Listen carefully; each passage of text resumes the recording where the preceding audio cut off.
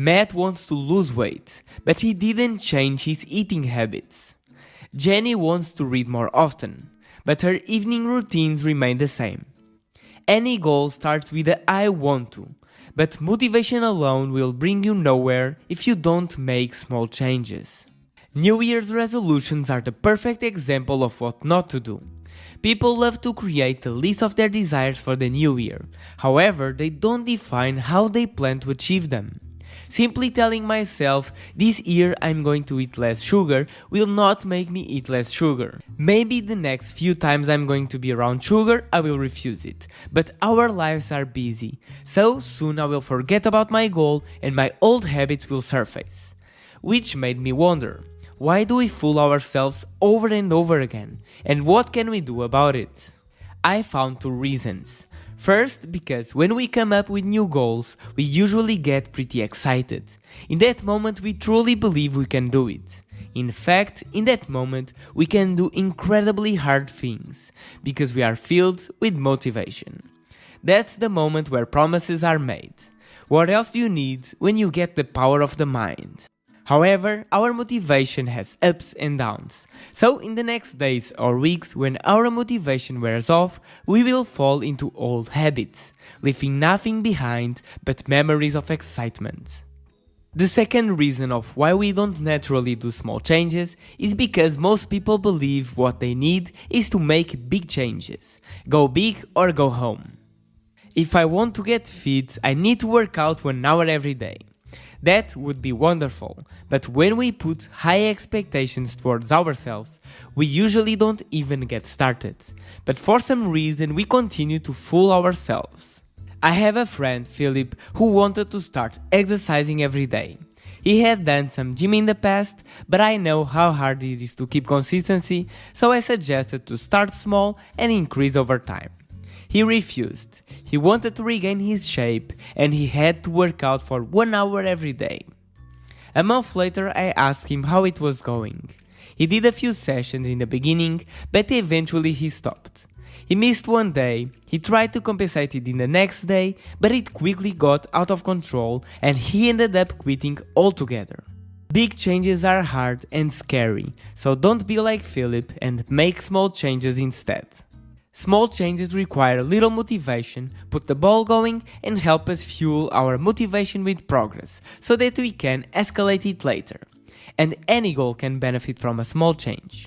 I have a friend, Mike, and if you are wondering, Mike is not his real name, but he is real, I promise. Mike is single and wants to find a girlfriend, but for years Mike was doing the same things and it was just not working. So, Mike and I talked about what he was currently doing and what possible changes could he make to his strategy. In the end, we came up with new ideas, so it was nice. The point is, don't wait for things to happen, make small changes. Alright, so making small changes is the way to go. But which small changes, you ask? Let's imagine one of your goals is to get a raise. Your first step is to break down how you can achieve your goal and basically shoot a bunch of questions. In this case, how do people get raises in your company? Have you ever got one? How much did you get? When did you get it? And why did you get it? Is your boss who decides the raises? Based on what you think he decides it? Is it based on your results or is it comparing to others? Before you make any plan on how you will achieve your goal, you need to have a good idea of what will work. In our example, let's imagine you discovered you don't actually know how you can get a raise. So, your first action could be to ask your boss what you need to do to get a raise. Once you do that, you will learn the next steps. Each goal is different, so dedicate some time to think about it and brainstorm some ideas. If you have a friend or a mentor to help you, even better. Alright, by now you already explored how to achieve your goal, so it's time to bring plans and ideas into reality. However, this is the most challenging step. Creating new habits and quitting bad ones is harder than we think. But don't worry, I got you covered. I love habits and I have already explored a little bit of its world. My suggestion is always to start your habits as small as possible and grow from there. Also, pay close attention to when you will do your new habit, because usually people just forget about it. Personally, I like to place a new habit after one that I already have. I have a video explaining all about it that you can watch it later. The same applies for breaking bad habits, which can be 10 times harder than creating new ones. The best strategy is usually to reduce and replace it with something else. But watch my 30 days detox video at the end to help you get started. This step may be hard, but it is so rewarding. As soon as you start changing your habits, it means you are progressing towards your goals in a sustainable way. Your bad habits are your obstacles and your new habits are the steps you make. So far, so good, but our strategy doesn't stop here. There's a critical step missing. Take time to analyze your progress and how far you are from your goal. If you are not progressing as you wanted, analyze why and adjust your strategy.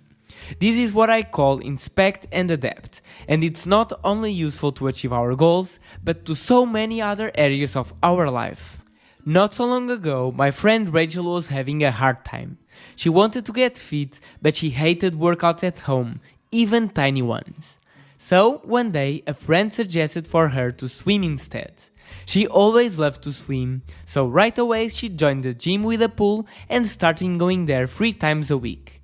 She told me she's loving it and is making great progress on her goal. Sometimes we just have to adapt our strategy.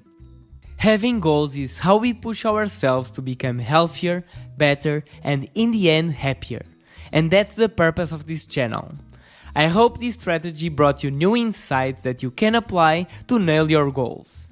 Thank you for watching until the end. I hope you enjoyed. See you on the next video.